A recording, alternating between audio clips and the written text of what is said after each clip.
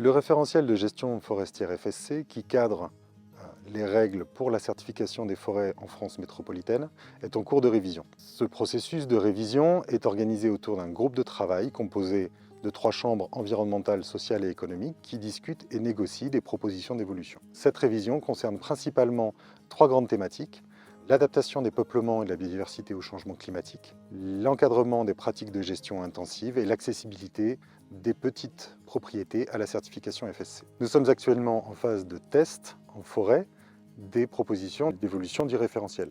Cette phase consiste à vérifier auprès d'auditeurs et d'auditrices FSC que les propositions qui sont faites par le groupe de travail sont bien auditables en forêt, qu'elles sont bien comprises de façon homogène par l'ensemble des certifiés et des auditeurs qui vont ensuite aller les contrôler sur le terrain. L'audit, c'est quelque chose de très clé dans le système, parce qu'en fait, c'est à ce moment-là qu'on vérifie qu'une entité certifiée respecte les engagements d'un standard ou d'un référentiel. Et donc, comme c'est réalisé aussi par un auditeur indépendant, c'est vraiment ce qui permet d'assurer la crédibilité, la transparence du processus. Et c'est ça qui donne finalement toute la valeur à l'ensemble du processus de certification. Depuis juin 2020, je suis membre du groupe de travail FSC. En tant que représentant de l'Office national des forêts, je fais partie de la chambre économique. Je suis sociologue, chercheur à l'INRAE à Bordeaux. Je suis aussi représentant de la chambre sociale. Pendant plusieurs semaines et plusieurs mois, nous avons rédigé des indicateurs qui sont aujourd'hui testés en forêt. Ce qu'on attend de ce test en forêt, c'est de vraiment voir sur le terrain quelle est la faisabilité de ces indicateurs. Et donc au-delà des discussions qu'on peut avoir avec les chambres économiques et sociales, de voir concrètement sur le terrain si c'est faisable, si c'est auditable par les auditeurs. C'est aussi s'assurer du bien fondé de tous les indicateurs, de leur formulation, pour s'assurer que nous, en tant qu'auditeurs, on est capable de les auditer, de demander des preuves de leur application. C'est aussi s'assurer que tout le monde a la même lecture des indicateurs.